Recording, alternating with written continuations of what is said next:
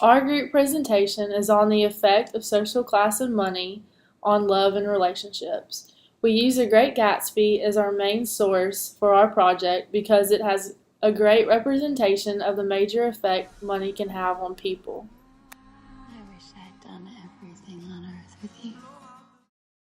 Great Gatsby portrays people's attitudes towards social class. Daisy Buchanan and Jay Gatsby are the main love interests in the story, and their story revolves around money. In the 20s, with the huge shifts in the economy, people were able to get rich fast, creating a whole new social dynamic, old money versus new money. Gatsby was born into a lower class home. Daisy was born wealthy. They were in love when they were younger, but because of their background, the separate social stratospheres they were born into kept them apart, whether it be by personal prejudice or parental interference. When the roaring 20s came around, Gatsby thought that by working hard and becoming as insanely wealthy as possible, he'd be able to be with Daisy, but she had already married. In those days, regardless of whether you both had money, you were still considered a separate social class if you had to earn your money instead of being born into it. Gatsby was new money, Daisy was old money, and with this came difference in behavior. Those who came into new money were wilder and more extravagant, whereas those with old money were well mannered and proper. Gatsby didn't fit in with them because he was old money. People may think that money and social class don't affect our relationships today, but we found evidence that it still does. Think about the expression, I wouldn't do that for love or money. In our third article, the author theorizes that some may unknowingly use this term, meaning love and money are equally important to them, instead of using either or. Karl Marx saw the destructive nature of money in regards to relationships. Marx believes that money can have a negative effect and inhibit our relationships with people. This is shown in very subtle ways in our society today. Whether people may openly admit it or not, money does have an effect on relationships. Marx believes that money causes us to focus on physical objects, things to have and hold. On the other hand, love involves personal relationships and social bonds. But with the world we live in, sometimes people get these things confused. Statistics show that children born into a higher social class stay in that social class when they become adults. People born with less money often stay in the lower social class because often money is needed for opportunity. The article states inequality lowers mobility because it shapes opportunity. People born into wealthy families often stay in wealthy communities and surround themselves with other people in their social class, limiting their dating pool. Most people may not even meet a lot of people outside of their social class. And even if they do meet someone of a lower class, prejudice, whether it exists or the community around them, may keep them apart or break them apart. Prejudice still exists today, especially involving social class and social background. Our point about how money still affects us in our relationships today, we went around and we talked to some fellow students and asked them a couple of questions on the topic. For example, we asked them things like, how important is money to you in your relationships? And how do you feel about the traditional whole man should work and provide and the woman shouldn't have to stereotype? How and important these is were money what to you in your relationships? It's really not that important to me. Okay. Could you date or marry someone that makes way less or more money than you? I mean, money really isn't that big of an issue because, like, if you're dating somebody, you're not dating them. Well, I don't date them because they have money. I'm dating them because, like, I like who they are as a person, not. And how do you feel about the traditional, the man should work and provide and the woman shouldn't have to stereotype?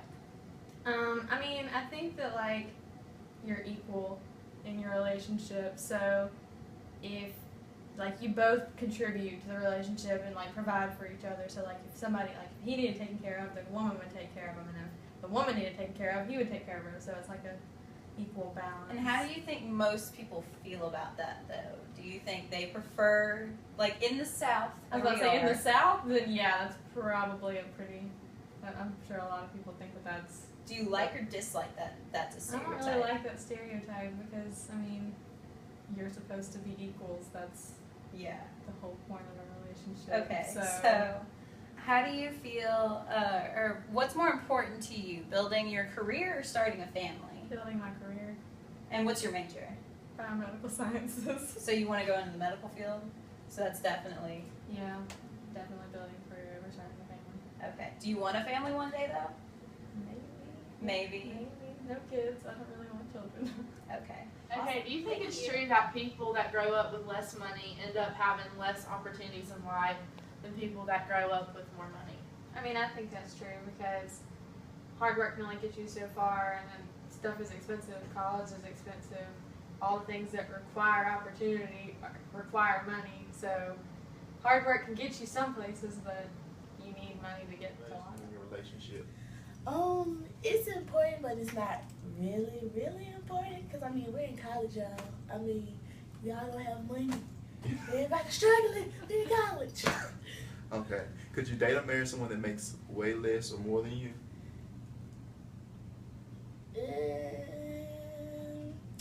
Yeah.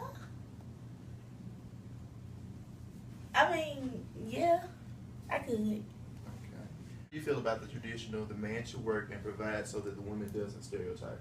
For me personally, from my background, I come from an independent mom. So I feel like if you do have a husband or whatever, it can be, half and half. You don't have to do everything because I'm the type of person like I like to do for myself. So yeah. What's more important to you, building your career or starting a family? I would say career, because if you have a good career, then you can stay. You have everything in line. Then you can start a family once you start your career. Oh, what's your major? I'm a psychology major. So, studies show that children usually grow up to make about as much money as their parents do. Do you know anyone in that situation?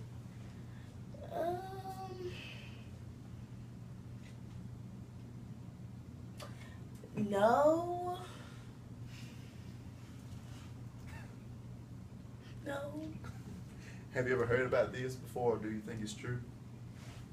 I mean, yeah, because they say you usually, follow into your parents' footsteps. So if you come from a middle class family, you're usually going to have a middle class, lifestyle. So that's usually what happens. What is money to you in relationships?